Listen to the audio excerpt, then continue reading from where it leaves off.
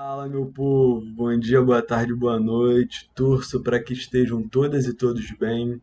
Meu nome é Felipe Xavier, mediador de Geografia do Polo de Magé, e hoje estou de volta para falar sobre um assunto super importante que é hidrografia. Então, simbora. Então, a gente pode basicamente definir hidrografia como o estudo dos recursos hídricos, desde a sua classificação, distribuição, estrutura, enfim. Mas quando você ouve ou lê hidrografia, o que é que você pensa? O que vem na sua mente? Além de água, é claro. Aposto contigo que é bacia hidrográfica, e com toda a razão. Por quê? Porque a bacia hidrográfica ela é fundamental para a gente entender os processos hidrográficos. Mas o que é bacia hidrográfica, Felipe? Bacia hidrográfica a gente pode conceber como o conjunto do rio principal, dos afluentes e divisores de água. Beleza, o que significa? Para a gente entender melhor o que é a bacia hidrográfica, nada melhor que um esquema, né? Então, vamos lá. Embora esse esquema seja super simples, pois vale ressaltar que uma bacia hidrográfica ela pode conter outras bacias hidrográficas menores, que nós chamamos de subbacias.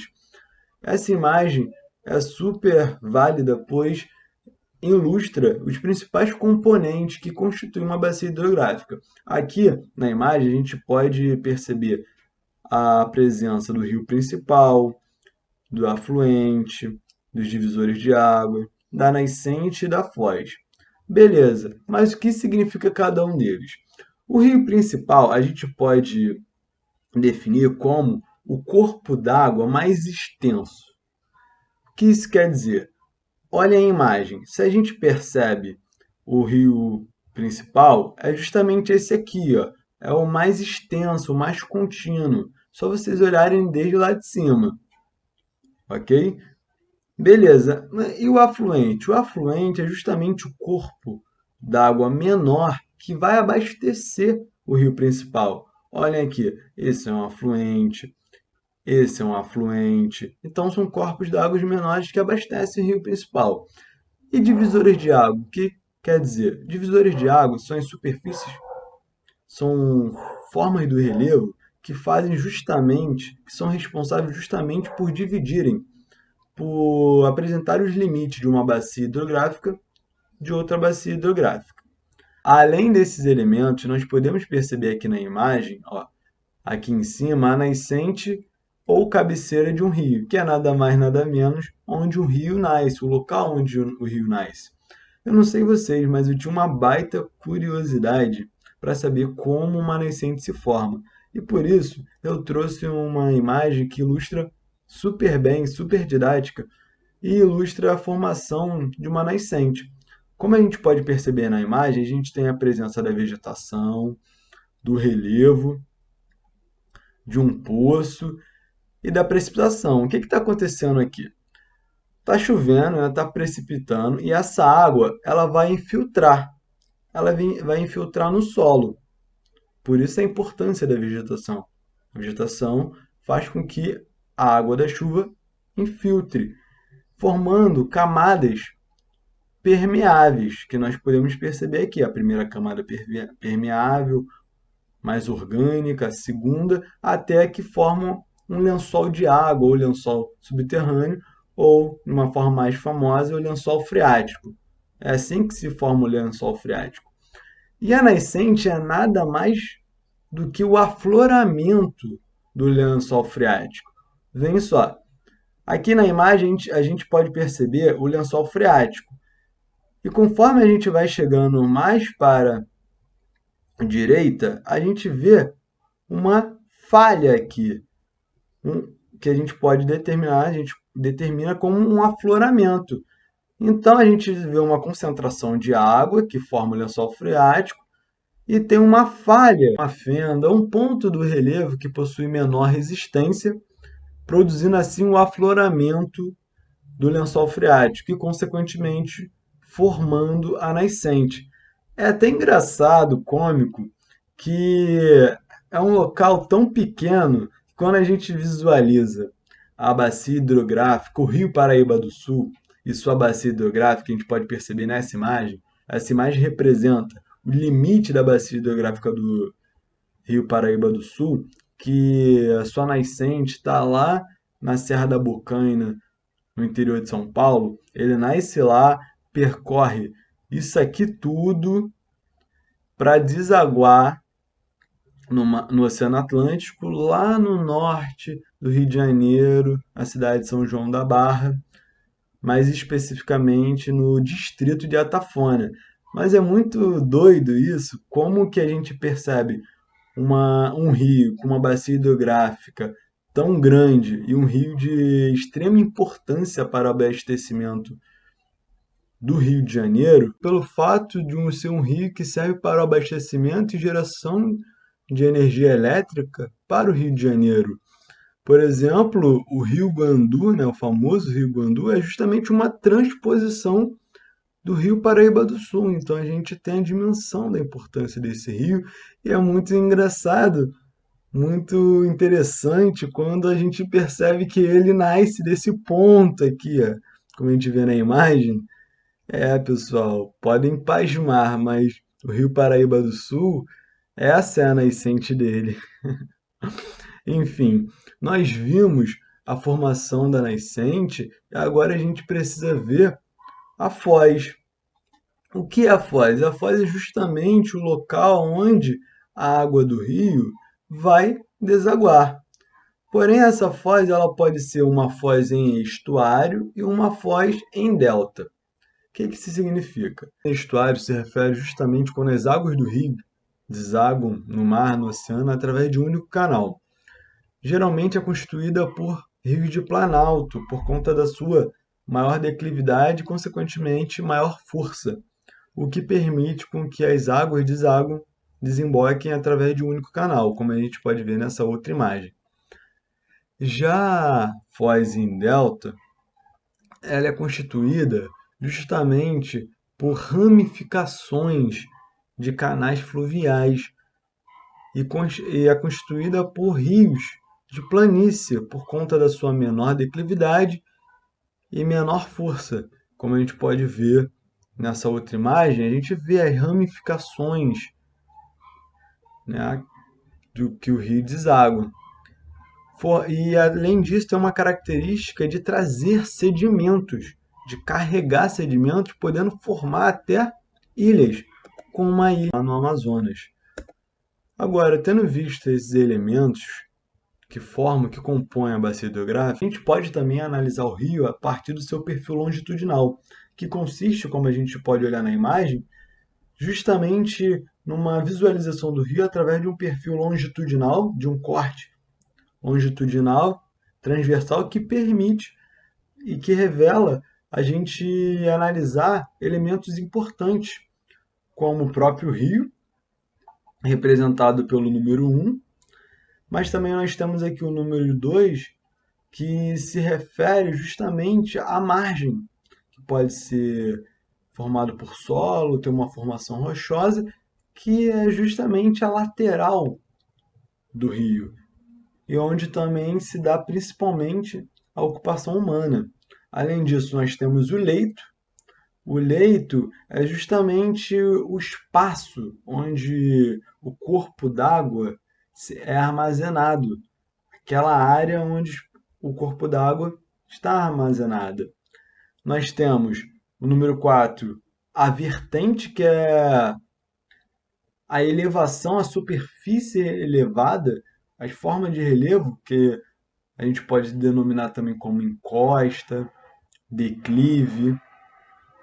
O número 5, nós temos a crista ou interflúvio. Lembra lá no início que a gente falou sobre os divisores de água? Pode também ser interpretado como crista ou interflúvio, que são pontos elevados no relevo que acabam tendo essa finalidade de dividir águas. Por exemplo, vamos pensar, está ocorrendo a precipitação, a chuva aqui, certo?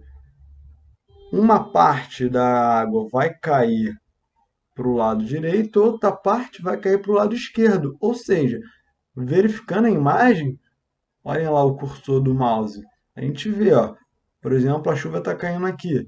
Uma parte vai cair para esse lado, a outra parte vai cair para esse lado. Ou seja, Além de estar fazendo a divisão das bacias hidrográficas, ele faz essa divisão de águas, entende? Além disso, nós temos representado pelo número 6 o Talveg, que pode ter uma grande importância geopolítica.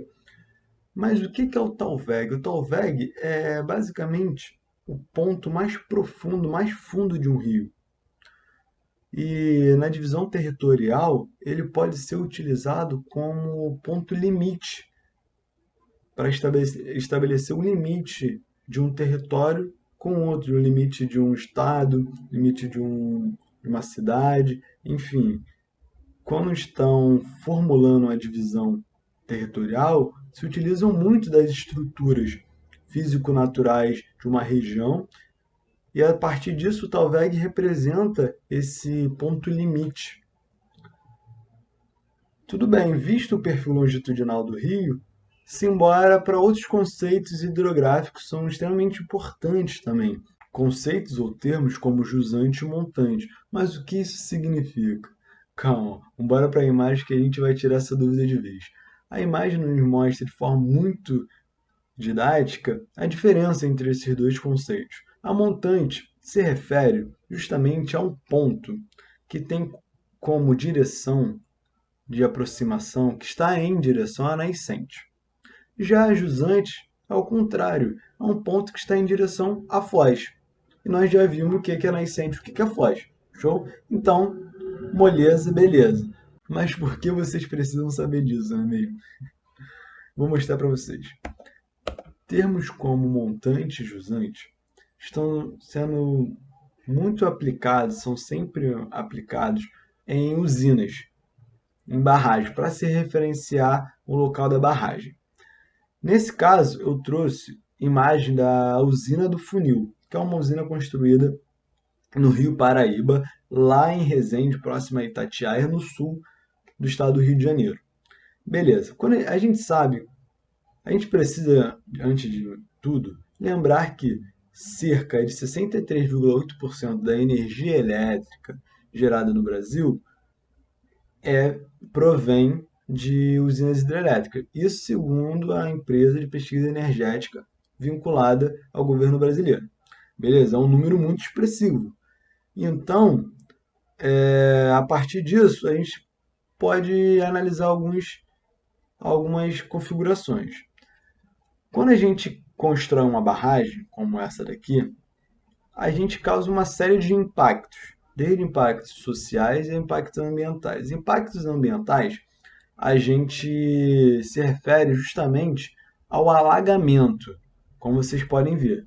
Criaram uma barragem, fizeram a barragem, eu já estive nessa usina do Funil, e é uma coisa assim, absurda, de grande, enorme, enorme, muito grande.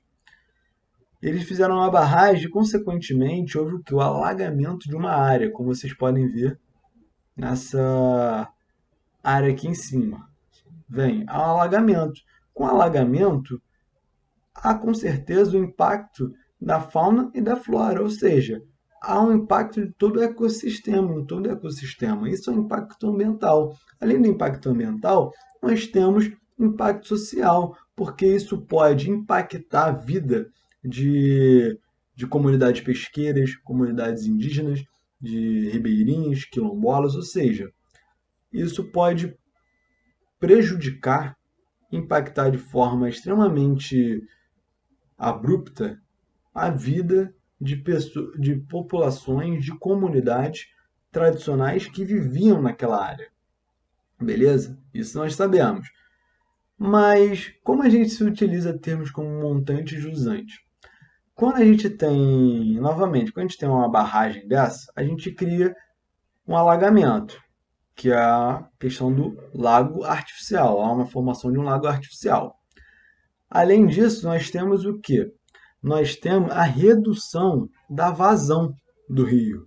Ou seja, o rio ele se torna menor, porque ele tinha um volume. A partir do momento que tem uma intervenção dessas, ele não tem, ele pode ter a redução da sua vazão, do seu volume. Tudo bem? Nesse sentido, vamos entender. A lagoa artificial formada, ela está a montante ou a jusante da barragem? Ela está a montante. Já aqui o sistema de vazão, que é esse, que é o Rio Paraíba do Sul, já canalizado, ele está a jusante ou a montante da barragem? Ele está a jusante. Então é nesse sentido, é nesse esquema que a gente se utiliza muitas vezes esses termos. E vocês podem deparar na prova, beleza?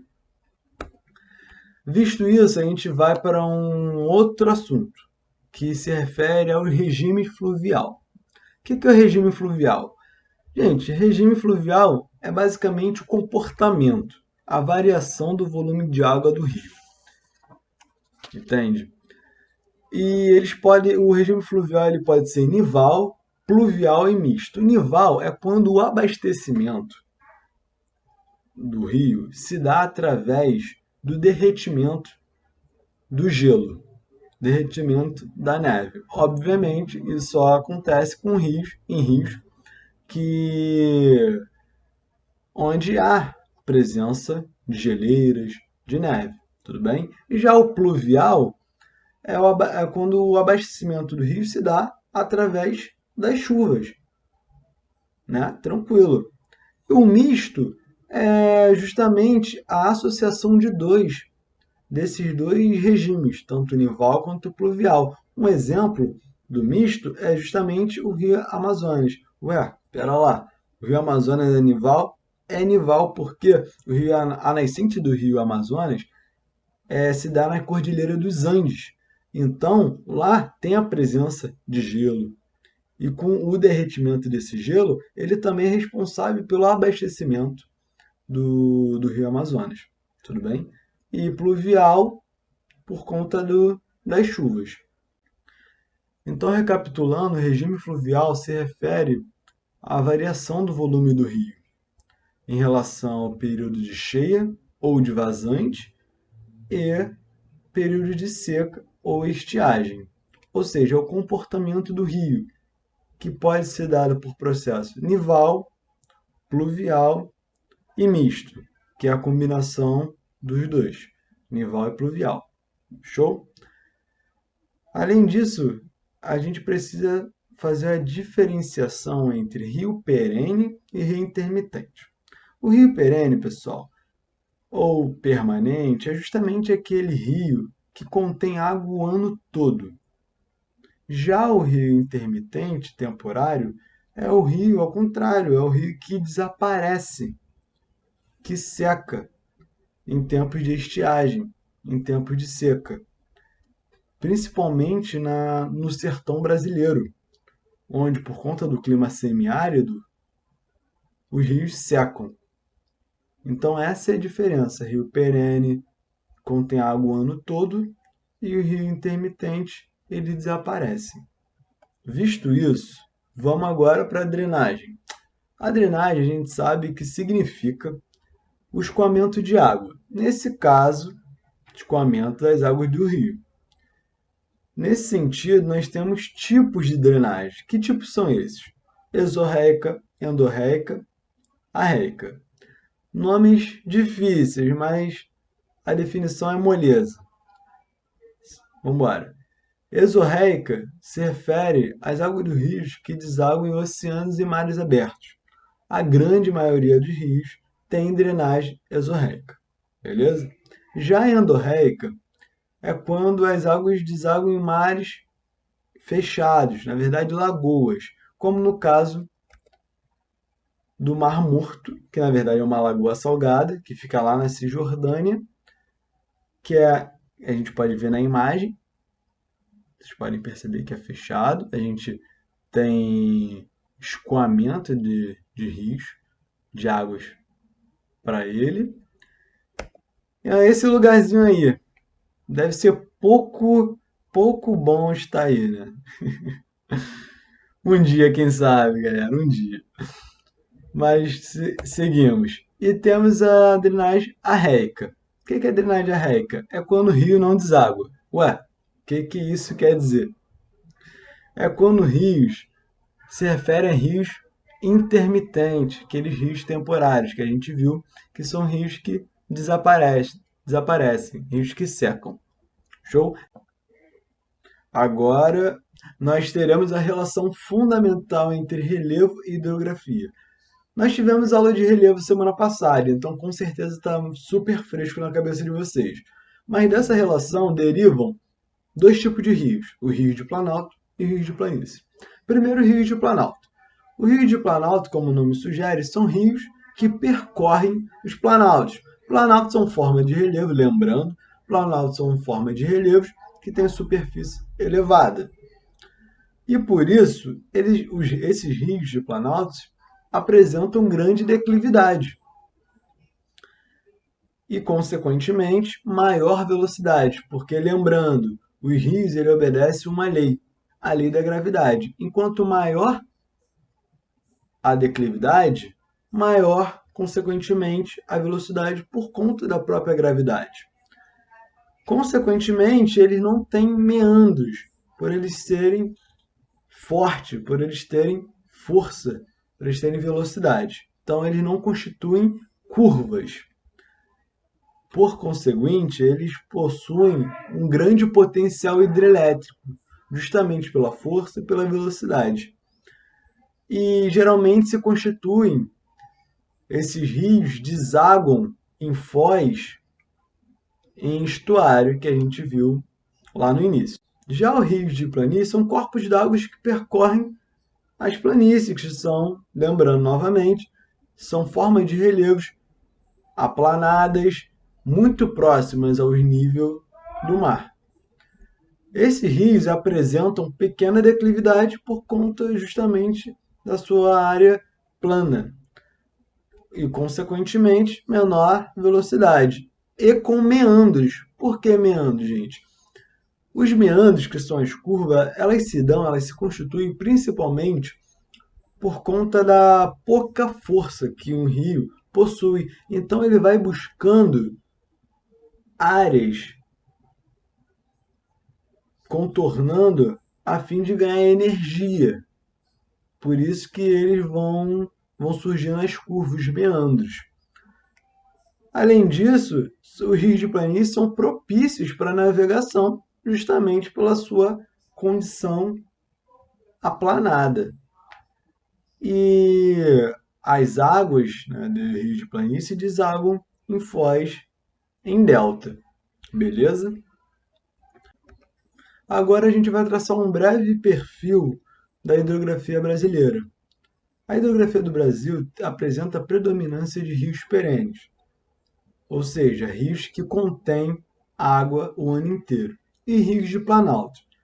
Pois lembrando, o Brasil tem um relevo de formação muito antiga e desgastada, apresentando a predominância de planaltos de baixa e média altitude, com exceção de alguns pontos do sudeste, da região sudeste e do extremo norte. E por isso caracterizando o predomínio de rios de planalto. Além disso, há o predomínio de foz em estuário, justamente por todos aqueles fatores que vimos anteriormente. E também do regime pluvial, ou seja, os rios aqui no Brasil são majoritariamente abastecidos pela chuva. Dando prosseguimento à hidrografia brasileira, é de suma importância que a gente identifique e reconheça as principais bacias hidrográficas do Brasil, que são a Bacia do Tocantins-Araguaia, Bacia Amazônica, a Bacia do São Francisco, que contém a polêmica e célebre questão da transposição do Rio São Francisco, a Bacia do Paraná, que contém a maior usina hidrelétrica em termos de geração de energia do mundo, a Bacia do Paraguai, a Bacia do Uruguai e a Bacia do Atlântico. Para melhor visualização das bacias hidrográficas do Brasil, eu trouxe esse mapa onde a gente pode observar e identificar, através da legenda, quais são as bacias.